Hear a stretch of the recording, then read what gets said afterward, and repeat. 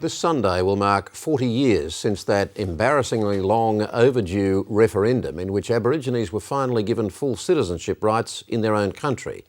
The overwhelming yes vote was the culmination of a 10-year campaign by white and black Australians, led by the daughter of a South Sea Islander slave, Faith Bandler.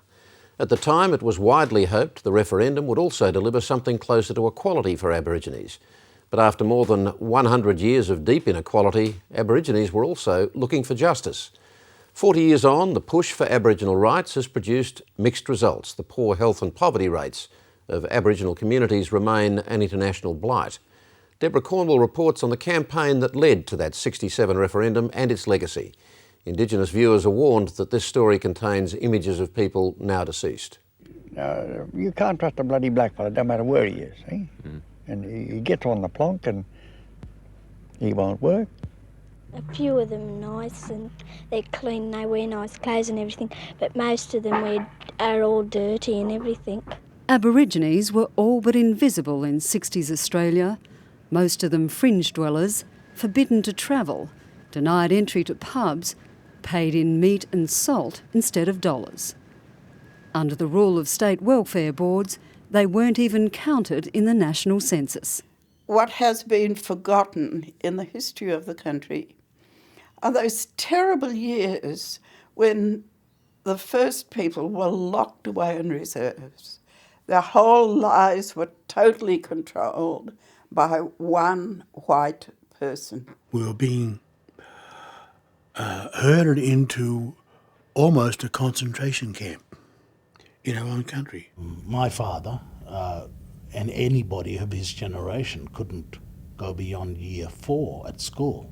At the time, the only Aborigines allowed to live or work outside the reserves had to have a licence. They called them dog tags. The dog licence could be bought from the Aboriginal Welfare Board. I mean, it's too crazy to think of it today, but that's how it was. Ladies and gentlemen, Mrs. Faith Bandler. It was in this climate, Faith Bandler, a daughter of a South Sea Islander slave, began pressing a simple proposition. She wanted Indigenous Australians to have the same citizenship rights as white Australia, opening the doors to basic Commonwealth services like health and education. And the mood for change was gathering force.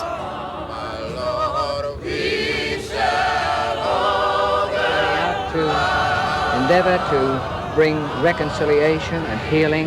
In 1965, Aboriginal activist Charlie Perkins led a busload of university students on the now infamous Freedom Ride, touring northwest New South Wales, confronting locals and demanding an end to discrimination. The white person in Australia must be educated to be able to understand the Aboriginal person, to be more tolerant towards him. A year later, stockmen in the Northern Territory staged the first ever strike by Aborigines. These Aboriginal stockmen are on strike. They walked off the job over a month ago. Their wives, children and relatives went with them. This is the Wave Hill mob.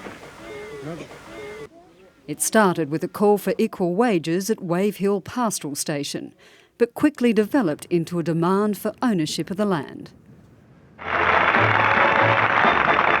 From a one little kiss and a lot of loving. Jimmy Little, Australia's best-known black entertainer of the 60s, was another to join the fight for recognition. Now, perhaps for the first time, you are going to see a film in which nothing but coloured people of my race are given the opportunity to express themselves and tell you of the problems which have prevented them from their rightful place in this community. They hung on every word I spoke.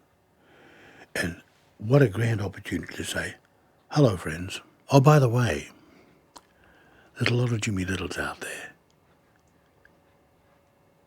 who want the same opportunity.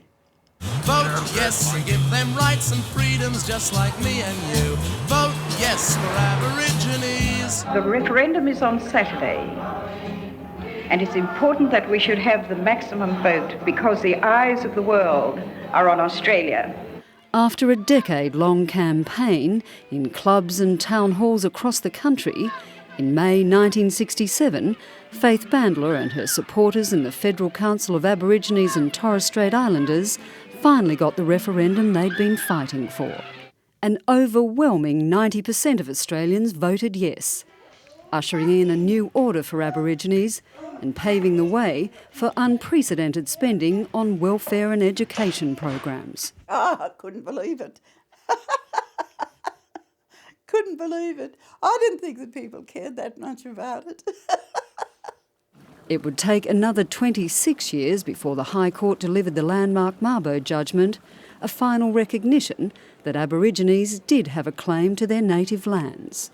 But while land rights are still mired in legal battles and the life expectancy of Aborigines remains a scandalous 17 years short of the national average, Faith Bandler believes the gains, 4 decades on, have been profound. Today, we have young people walking in and out of universities like I walk in and out of my kitchen. Well, that was unknown not that long ago. Lawyer and Cape York Aboriginal leader Noel Pearson says the referendum was a remarkable achievement, but he fears many of the gains in the past 40 years have been squandered. What was not well understood back then was that putting people on a permanent handout would ultimately unravel the strengths that they had managed to muster together in 100+ years of prevailing against all odds. Noel Pearson's tough love doctrine has antagonised many Aboriginal rights activists, but his call for Aborigines to start weaning off welfare and begin aspiring to home ownership and mainstream jobs is now being championed by the Howard government as an historic new direction for Aborigines. There's no white saviour, be it in the form of an omnipotent government or a bureaucrat at the front line of that government. They can't save us, and they can't guarantee a future for our children. Only we can do that. Look at this poor old tree. At 89, Faith Bandler says hers is now a very private life, well away from the front line. But she often reflects on the extraordinary struggle she faced to bring the rest of the country along with her. Would you do it all again? Oh, I'm sure I would. I'm sure I would do it again.